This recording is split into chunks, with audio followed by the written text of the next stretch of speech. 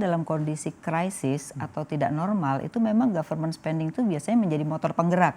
Dan kita lihat di beberapa negara itu malah mereka begitu menentukan perubahan langsung cepat implementasi. Bahkan orang sampai kelas menengah pun langsung dapat uang di rekeningnya gitu ya.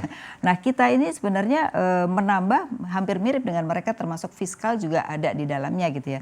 Tetapi memang dalam tataran implementasi menjadi problem sehingga pada Juli yang harusnya sudah mungkin 70%, ini kan sampai 50% aja belum gitu. Jadi kita berharap memang triwulan 3 ini harus ada keseriusan pemerintah untuk berani merubah tata cara dalam pengeluaran sehingga implementasi itu bisa tercapai ya.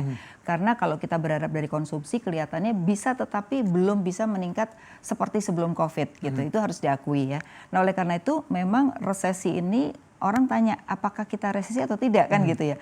Nah sangat tergantung. Kalau memang pemerintah tadi saya katakan bisa belanja, mungkin kita bisa positif hanya 0,4%, nggak sampai 1% ya. Bahkan 0% saja harus disyukurin. Bersyukurin betul. Tapi kalau benar-benar mereka juga masih seperti sekarang cara pengeluarannya, saya rasa kita akan masuk pada jurang resesi, di mana kita akan pertumbuhannya minus gitu. Nah berarti apa sih yang mesti dilakukan ya? Terutama adalah masyarakat. Masyarakat itu memang harus melihat kembali pengeluaran mereka, karena kemungkinan perusahaan tuh biasanya kalau mereka nggak PHK maka gajinya yang dipotong gitu supaya mereka tidak mengeluarkan orang gitu.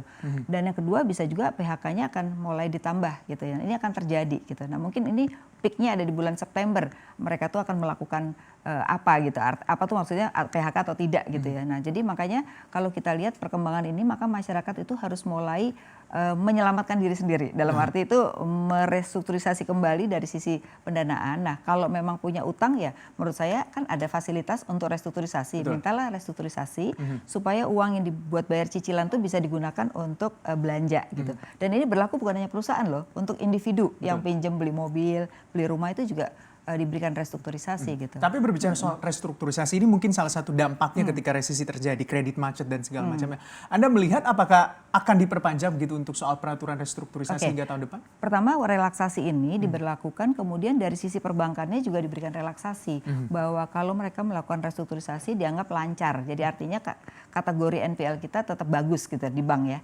Nah sedangkan masyarakatnya sendiri memang akan dilihat. Kelihatannya dari OJK sudah memberikan statement kemungkinan akan diperpanjang. Jadi artinya kalau April besok itu kelihatannya belum membaik ekonomi, maka untuk restrukturisasi itu bisa diperpanjang. Jadi mungkin masyarakat harus mengajukan lagi untuk perpanjangan karena mungkin penghasilannya belum kembali ya, atau usahanya belum bisa memenuhi untuk kebutuhan angsuran gitu. Jadi ini bagus kalau dari sisi OJK sudah memberikan guideline supaya orang tuh punya ruang untuk memanfaatkan itu sebagai upaya untuk makan dulu lah gitu ya, ibaratnya gitu. Nah kita lihat juga soal ancaman resesi yang bisa dikatakan kian nyata juga berada di depan mata, karena ini sudah masuki bulan Agustus, ini sudah Agustus kuartal 3, tahun depan sudah September, kuartal 3 terakhir begitu di September harus ada genjot belanja pemerintah juga bisa dikatakan 400 triliun. Anda optimistis bisa terrealisasi? Nah, saya kayak nggak optimis ya, karena kalau saya lihat dari tata caranya sekarang itu pada level prosesnya aja belum selesai.